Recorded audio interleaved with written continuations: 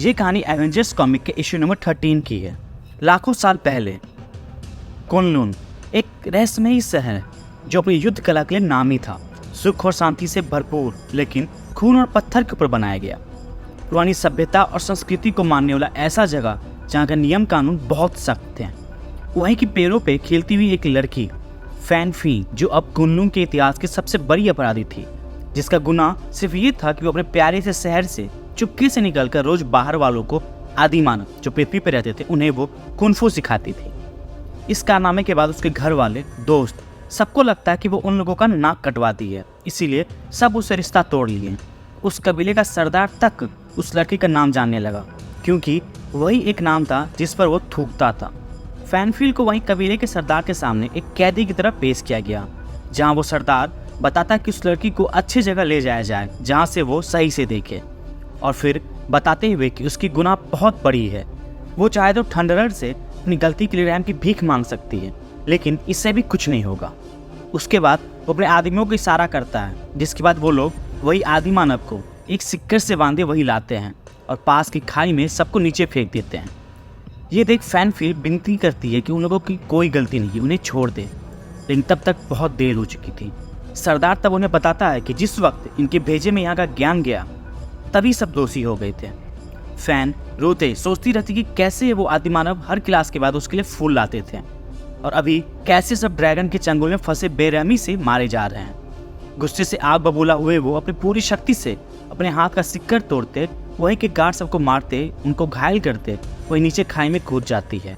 अपने सामने ड्रैगन को देख उसे लगने लगता है कि वो भी बाकियों की तरह उसका भोजन बनेगी, लेकिन जब मरना ही हो तो क्यों ना एक दो मार के मरे। और तब वो तेजी से उछलते उस ड्रैगन के सर को फाड़ते नीचे गिरती है। उसे विश्वास नहीं हुआ कि वो मरी नहीं है, और उसके ऊपर उसके हाथ से आग निकलने लगा।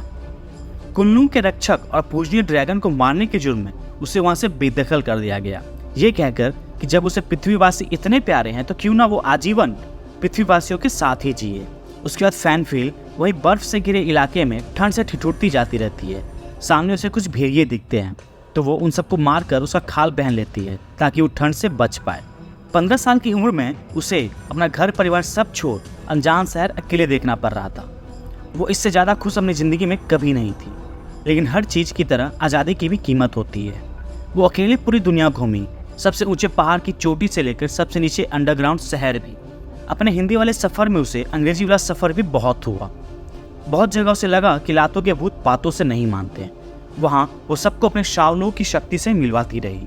वहीं किसी घने जंगल में उसे गॉर्गिला क्लैन के इंसान जैसे बानर भी मिले, जो बहुत खूंखार किस्म के थे। वो अपने रास्ते में आए सब कुछ तहस नहस कर देते थे, लेकिन उससे पहले उनका सामना फैनफील्ड जैसे किसी से नहीं हुआ था। वो सब इंसानी बानर से लड़ती है, जिसके बाद वहीं के आदिमानव उसे पूजने लगते हैं।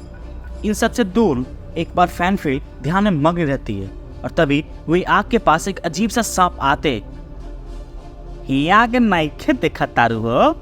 इस पर फैन उसे बताती है कि भले ही वो उस दुनिया के नहीं हो, लेकिन फिर भी वो एक नज़र में शैतान को पहचान लेती है, और फिर वो उसे वहाँ से रफू चक्कर होने बोलती है। वो सांप ढीठ रहता है। वो उसे बताता है कि वो ऐसे अनजान जगह पे एक लड़की को अकेला नहीं छोड़ सकता, भले ही वो आयरन फिस्ट ही क्यों ना हो। और फिर वो सांप अपने बारे में उसे बताता है, और जैसे ही वो अपना नाम लेता तभी आयरन फिस्ट अपनी शक्ति से उसके चीथड़े उड़ा देती है। उसके बाद वही सांप 1 से 2 होते अपना नाम बताता है कि वो मेफिस्टो है, और फिर उसे बताता है कि जैसे वो उसकी दुनिया में एक विजिटर है, इसीलिए वो उसे एक सलाह देगा, जो कि वो कमज़ोर की रक्षा करती है, जो कि काफ़ी अच्छी बात है। लेकिन ऐसे में वो हमेशा नहीं बचा सकती उन सबको, तो क्यों ना उन्हें भी ताकतवर बनाया जाए, उन पर राज करके। आयरन फिस्ट बंदरों की रानी। कैसा लगा? इस पर आयरन फिस्ट वही उन सब सांप पे हमला करते बताते हैं कि मानो जैसे उसे लातों के भूत मिल गए हो। उस रात के बाद आयरन फिस्ट कभी रात में आग नहीं जलाती थी, लेकिन उसका मुक्का हमेशा कुछ न कुछ करते ही रहता था। गॉर्गिलास को आग के बारे में पता चला, तो वो सबको इसके बारे में बताएं, जिसके बाद वो सब एक पूरा इलाका जला दिए। लेकिन उन्हें इसके बारे में कैसे पता चला होगा, ये तो समझ ही जाओ। उसके बाद आयरन फिस्ट वही सब गॉर्गिलास से लड़ती रहती है। उसे आगे पीछे का कुछ पता नहीं था कि ऐसा वो लोग क्यों कर रहे हैं, वो बस मारते जा रही थी। वहीं उस लड़ाई के बीच उसी गॉर्गिलास का सरदार बानर राज एक हीरे से बना गदा जैसा हथियार से उस पर हमला करता है। उसका हथियार इतना बड़ा था कि देखकर किसी की भी लंगोट गीली हो जाए। लेकिन आयरन फिस्ट उल्टा वही बानर पे हमला करती है और एक जोर का मुक्का मारती है, जिससे उस बानर का हथियार टूट जाता है और वो घायल दूर फेंका जाता है। बानर राज के जाते ही आयरन फिस्ट वहीं आदि मानव सबको वहीं से रास्ता दिखाते दूर जाने को बोलती है। और उधर मेफिस्टो उसी सांप के रूप में आयरन फिस्ट की हीरोगिरी देख सोचता है कि इस नादान को कैसे समझाया जाए। ये कोई हीरो का वक्त नहीं है, बल्कि पृथ्वी के नर्क बनने का वक्त है। और फिर उसके बाद वो वहीं घायल बानर राज के पास जाते उसे अपने साथ एक अलग ही गुफा में ले जाते, उसे बताते रहता है कि उसकी हीरे का हथियार से कहीं ज़्यादा अच्छा चीज़ है उसके लिए। और वहीं उस गुफा के दूसरे छोर पे कुछ अजीब सी लाइट जलती रहती है और तब बानर राज वहीं तक पहुंचते वहीं सामने रखा एक चमकता हुआ पत्थर उठाता है।